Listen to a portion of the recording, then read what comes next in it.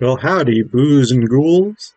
It's once again spooky season, which means it is time for my annual Halloween series. This year I'm doing one of my favorite genres, which is Weird Westerns.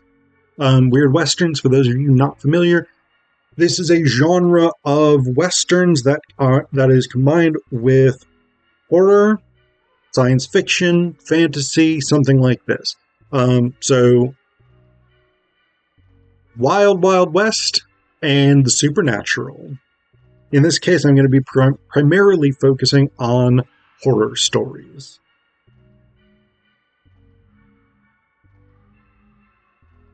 Their task in the great balance of life is a secret, for they belong to that weird netherworld of unbiological beings, salient members of which are the chimera, the unicorn, the sphinx, the werewolf, and the hound of the hedges, and the sea serpent.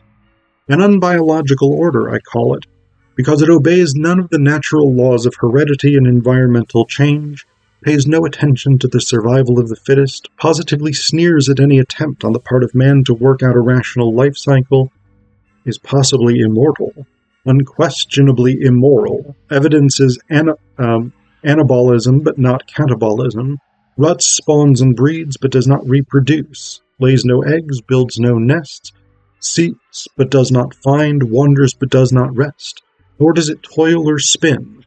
The members of this order are the animals the Lord of the Hebrews did not create to grace his Eden. They are not among the products of the 6 days' labor. These are the sports, the off-throws, the universe instead of the species. These are the weird children of the lust of the spheres. That is how Dr. Lau describes his attractions in Charles G. Finney's The Circus of Dr. Lau. Now, this is probably one of the earliest weird westerns out there.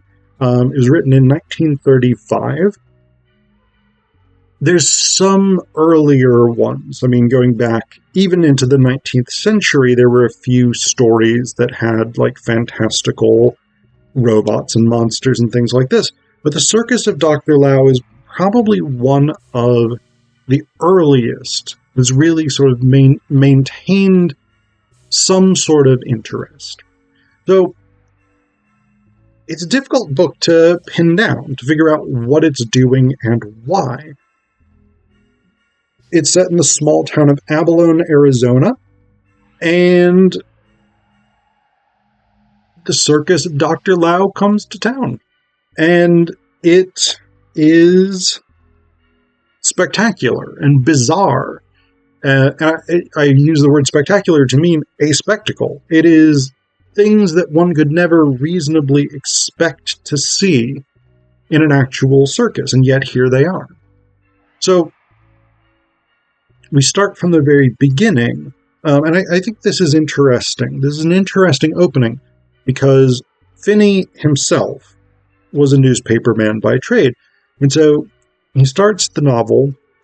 In the Abalone, Arizona Morning Tribune, for August 3rd, there appeared on page 5 an advertisement 8 columns wide and 21 inches long.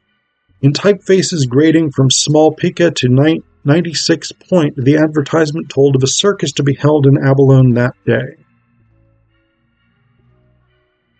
We actually get a pretty thorough description of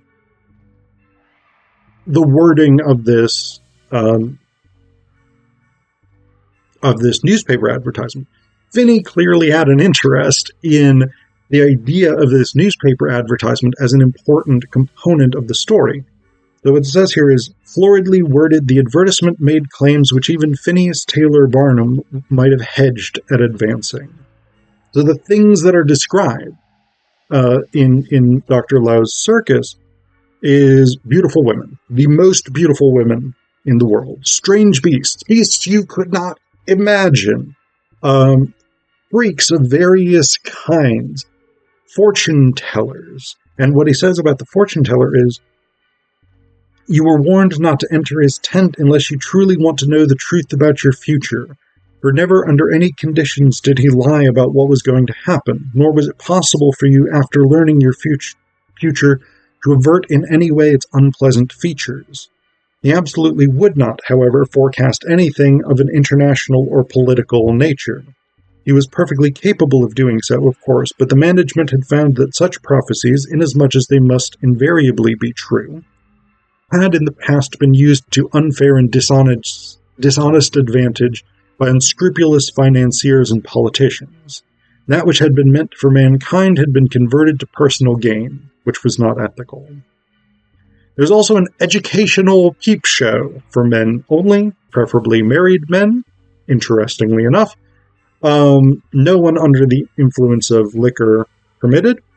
And then the main event is going to be the recreation of the dead city of Waldercan with its fearful god Yotl.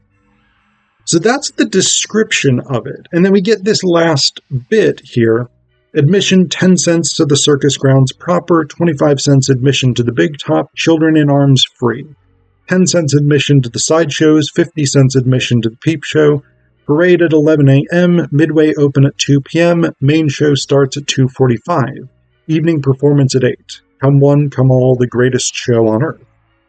So, I mean, we get this really over-the-top description of the kinds of things you would see at the Circus of Dr. Lau. One thing that the newspaper people notice is that it doesn't actually ever say the Circus of Dr. Lau. Lau's name is not on the advertisement anywhere. And they find that very striking because that is uncharacteristic of circus advertisements. So there is some discussion of that. Again, Finney was a newspaper man. This is his wheelhouse. But he is really interested in the perspective of these newspapermen. So he spends a disproportionate amount of time on this. Then we get to the actual parade itself. So a lot of the people in town, we're introduced to just a whole cast of characters from Abalone. Everybody sees the advertisement and kind of takes an interest in it. And so a bunch of people go out to the parade. The parade itself seemingly is kind of pathetic. It's 3 wagons. The first one pulled by... So let's see. Only 3 frowsy little beast-drawn wagons. The first driven by an old Chinaman.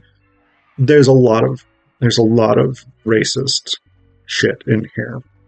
Particularly anti-Chinese racism, because Dr. Lau is Chinese, but also anti-black racism because the spectacle of the peep show is supposed to be a savage black god having sex with a bunch of worshippers or some bullshit like this. So very racist. That's just 1935 to a certain extent. Gotta expect that, unfortunately. The second by a pale-bearded man, the last by a Jewish-looking fellow with a cap of goat horns on his head. There was a big gray coiled snake in the Chinaman's wagon, a bear in the second wagon, a green dog in the last. That description in itself is not that interesting, but what Finney does next is really bizarre and striking and overkill, I would say. In this edition, it goes from page 21 through to page 39. We're just over and over and over and over and over and over and over and over and over and over and over. People disagree about what they're seeing in this parade. The big debate is whether the bear in the second wagon is a bear, a man, or a Russian.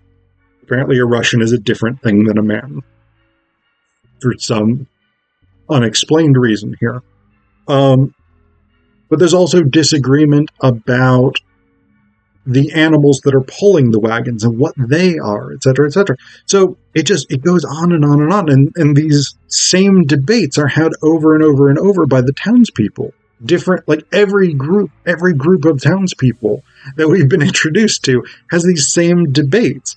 And it's so much page space devoted to it that it's almost comical, but it does a really good job reinforcing this idea that Dr. Lau's circus is supernatural in some way. When we actually get into the circus itself, when the circus opens, we have this sort of very interesting, almost personalized nature of these attractions. Everybody kind of gets what they are looking for out of the circus. So different people go to different tents. They meet different people, beings, deities, attractions. So Miss Agnes, for instance, the school teacher with somewhat sort of romantic notions, goes into the tent of the satyr. Satyrs, of course, being Greek mythological beings who are half man and half goat. Legendarily lusty. And he kind of seduces her. He doesn't have sex with her, but he's on the way to seducing her in this with this weird blend of obscene goaty grossness. Like his musk is described, his disgusting goat musk. And yet she's like she's ready to have sex with him. Like he's bizarrely seductive. And then Dr. Lau comes in and he gives this lengthy lecture about the satyr and where he comes from, what the mythological basis is, how they caught this one, etc., etc. And so one of the things he says is that, obviously, being half-gods, satyrs live a long, long time. I place this fellow's age at nearly 2,300 years. Although Apollonius, my colleague, that's a magician, is inclined to grant him even more. If he could talk, he might tell us some very curious things about his existence. How the encroachment of the hostile Christian deity drove him and his kind out of the Hellenic hills to seek refuge in unamiable lands. How some of his relatives went north into Europe to become strange gods, like Adonis becoming Balder, or Circe becoming one of the Lorelei, or the Lares domestici becoming cuckoo clocks and mantle statuettes. Yes, he could tell much, I fancy. So, again, there's this sort of bizarre sense that, these are forgotten creatures of the real world, but no longer sort of believed in by humanity. And there are these illustrations throughout the book, these kind of weird stylized, I would say very 30s style illustrations that we get throughout as well. Another thing about Dr. Lau, I mentioned that this is quite a bit of casual racism in it. Dr. Lau has two dialects that he speaks in. He's perfectly capable of giving these incredibly elegant and informative and sophisticated lectures. But then at the same time, when he's dealing with complaining customers, he puts on this kind of stereotypical racist Chinese accent. So, John Rogers, a plumber who's been out of work, wants to see a particular event. He wants to see the bear.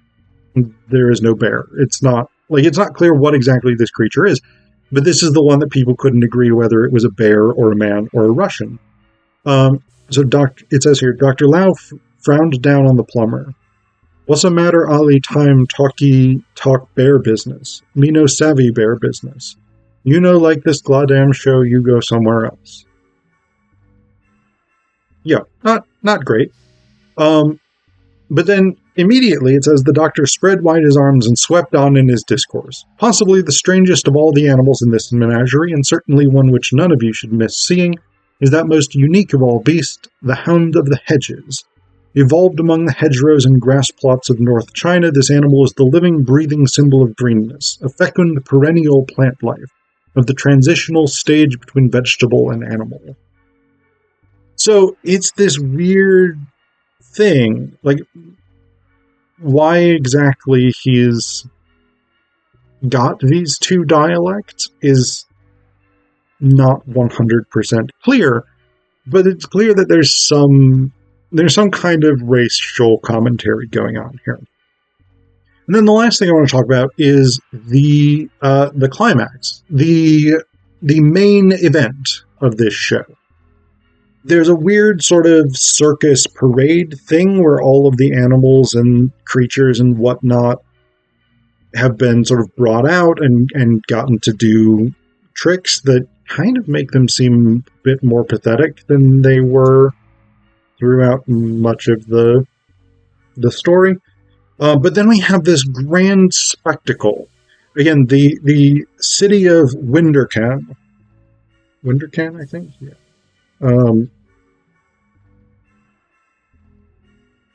Let me just check that, because Woldercan.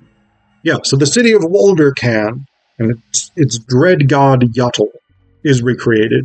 Basically, so in this circus tent, we see the masked humanity of Woldercan suffering from a drought. There's no food, there's been no rain. They go to their god Yotl, they want relief. And basically the high priest of Yotl is like, we have to sacrifice a virgin. Out of the most beautiful women of Woldercan, a particular virgin is chosen. Her fiance is like, no, you cannot sacrifice my fiance, even if it's going to save the entire city. So the fiance leaps up onto the altar to try and fight the high priest. And the statue of Yotl comes crashing down and crushes the three of them. At which point, the voice of Yotl is heard basically like thundering down as rain begins. And then the last paragraph of the formal novel itself just says this. Then the ends of the tent fell outward and down, and the circus of Dr. Lau was over. And into the dust and the sunshine the people of Abalone went homewards or wherever else they were going. So that's it. We got this crazy spectacle, this like insanely detailed, like supernatural vision, and then Finney's basically just like, the end. Which I actually think is kind of a perfect ending. Like, I love that. I love that sort of comic element of like just calling it a day, basically.